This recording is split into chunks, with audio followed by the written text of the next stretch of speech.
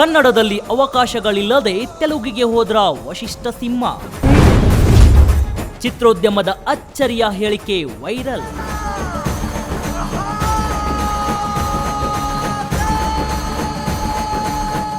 ಹೌದು, ರಾಜಹುಲಿ ಸಿನಿಮಾ ಮೂಲಕ ಖಳನಟನಾಗಿ ಪರಿಚಯವಾದ ನಟ ವಶಿಷ್ಠ ಸಿಂಹ ಟಗರು ಸಿನಿಮಾದಲ್ಲಿ ಚಿಟ್ಟೆಯಾಗಿ ಮಿಂಚಿದರು. ಕೆಜಿಎಫ್ ಸಿನಿಮಾದಲ್ಲೂ ಖಡಕ್ ವಿಲನ್ ಆಗಿ ಅಬ್ಬರಿಸಿ ಕೊನೆಗೆ ಸ್ಯಾಂಡಲ್ವುಡ್ನ ನಾಯಕ ನಟರಾದರು. ಹಲವು ಸಿನಿಮಾಗಳಲ್ಲಿ ನಟಿಸಿದ ವಶಿಷ್ಠಗೆ ತೆಲುಗು ಚಿತ್ರರಂಗದ ಬಾಗಿಲು ತೆರೆಯಿತು. ಈ ಕಂಚಿನ ಕಂಠದ ನಟ ಇತ್ತೀಚೆಗೆ ಅಲ್ಲಿಯೂ ಮೂಡಿ ಮಾಡುತ್ತಿದ್ದಾರೆ.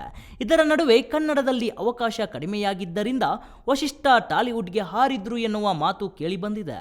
ನಾವು ಬದುಕಬೇಕಲ್ಲ, ನಾವೇನು ಚಾರಿಟಿ ಕೆಲಸ ಮಾಡುತ್ತಿಲ್ವಲ್ಲ, ನಮಗೆ ಇದು ಲೈಫ್ ಸ್ಟೈಲ್ ಅಲ್ಲ, ಇದೇ ನಮ್ಮ ಲೈಫ್, ನಮ್ಮ ಹೊಟ್ಟೆ ತುಂಬಿಸುವುದು ಎಂದು ಪ್ರತಿಕ್ರಿಯಿಸುವ ಮೂಲಕ ಹರಿದಾಡುತ್ತಿದ್ದ ಪ್ರಶ್ನೆಗಳಿಗೆ ಉತ್ತರಿಸಿದ್ದಾರೆ. ಕತೆ, ಪಾತ್ರ, ಸಂಭಾವನೆ ಓಕೆ ಆದರೆ ಯಾವ ಊರಿನಲ್ಲಿ ಬೇಕಾದರೂ ಹೋಗಿ ಕೆಲಸ ಮಾಡುತ್ತೇನೆ, ಆ ಪಾತ್ರದ ಮೇಲೆ ನಮಗೆ ಹಠ ಬರಬೇಕು ಎಂದು ಸಂದರ್ಶನ ಒಂದರಲ್ಲಿ ಹೇಳಿದ್ದಾರೆ. ನನಗೆ ಯಾವ ಭಾಷೆಯ ಸಿನಿಮಾ ಆದರೂ ಮೊದಲು ಕತೆ ಇಷ್ಟ ಆಗಬೇಕು, ಪಾತ್ರ ಹಾಗೂ ಸಂಭಾವನೆ ಇಷ್ಟ ಆಗಬೇಕು. ನನಗೆ ಪಾತ್ರ ಇಷ್ಟ ಅಂತ ಫ್ರೀಯಾಗಿ ಮಾಡೋಕ್ಕೂ ಆಗಲ್ಲ, ನಾನೇ ಅಲ್ಲ ಯಾರು ಈ ಕೆಲಸನೂ ಕೂಡ ಮಾಡಲ್ಲ. ಹಾಗಾಗಿ ಇಲ್ಲಿ ಆ ಭಾಷೆ ಈ ಭಾಷೆ ಅನ್ನೋದೆಲ್ಲ ಇಲ್ಲ ಎಂದಿದ್ದಾರೆ. ಕಲೆಗಿಂತ ಬಿಸಿನೆಸ್ ಹೆಚ್ಚಾಗಿದೆ. ಮೊದಲು ಸಿನಿಮಾ ಅಂದರೆ ಮುಖ್ಯವಾಗಿ ಕಲೆಗೆ ಒತ್ತು ನೀಡುತ್ತಿದ್ದರು. ಈಗೆಲ್ಲ ಕಲೆಗಿಂತ ವ್ಯಾಪಾರವೇ ಮುಖ್ಯವಾಗಿದೆ. ಇದೇ ಕಾರಣಕ್ಕೆ ನಾವು ಸೋಲುಗಳನ್ನು ಕಾಣುತ್ತಿದ್ದೇವೆ. ಉದಾಹರಣೆಗೆ, ಈಗ ಒಂದು ಕತೆ ಮಾಡಿಕೊಂಡು ಬಂದು ವಶಿಷ್ಠನ ಕೈಯಲ್ಲಿ ಮಾಡಿಸೋಣ ಎಂದು ಹಣ ಹಾಕುವವರಿಗೆ ಕೇಳಿದರೆ ಅವನಿಗೆ ಮಾರ್ಕೆಟ್ ಎಷ್ಟಿದೆ ಅಂತ ಮೊದಲು ಕೇಳ್ತಾರೆ.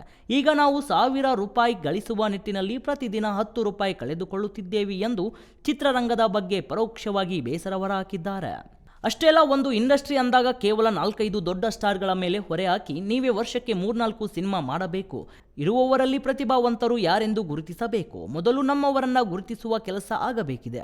ಸಿನಿಮಾಗೂ ಮೊದಲೇ ವ್ಯವಹಾರ ಮಾಡುವ ಬದಲು ಅವನ ಮಾರ್ಕೆಟ್ ಎಷ್ಟು, ಇವನ ಮಾರ್ಕೆಟ್ ಎಷ್ಟು ಎನ್ನುವ ಬದಲು ಈ ಸಿನಿಮಾ ಒಂದು ಪ್ರಾಡಕ್ಟ್, ಇದನ್ನು ಮಾರ್ಕೆಟಿಂಗ್ ಮಾಡಿ ನಾನು ಏನು ಪಡೆಯಬೇಕು ಎಂಬ ನಿಟ್ಟಿನಲ್ಲಿ ಯೋಚಿಸಬೇಕು ಎಂದಿದ್ದಾರೆ. ಇನ್ನು ಎಲ್ಲ ಸಿನಿಮಾ ಕೆಜಿಎಫ್ ಪುಷ್ಪ ಆಗಲ್ಲ, ಎಲ್ಲರೂ ಕೆಜಿಎಫ್ ಪುಷ್ಪ ಬಾಹುಬಲಿ ಸಿನಿಮಾ ತೆಗೆಯಲು ಆಗಲ್ಲ. ಅದಕ್ಕೆ ಬೇಕಾದ ಶ್ರದ್ಧೆ, ಸೌಕರ್ಯಗಳು, ಬಂಡವಾಳ ಬೇರೆಯೇ ಆಗಿರುತ್ತೆ.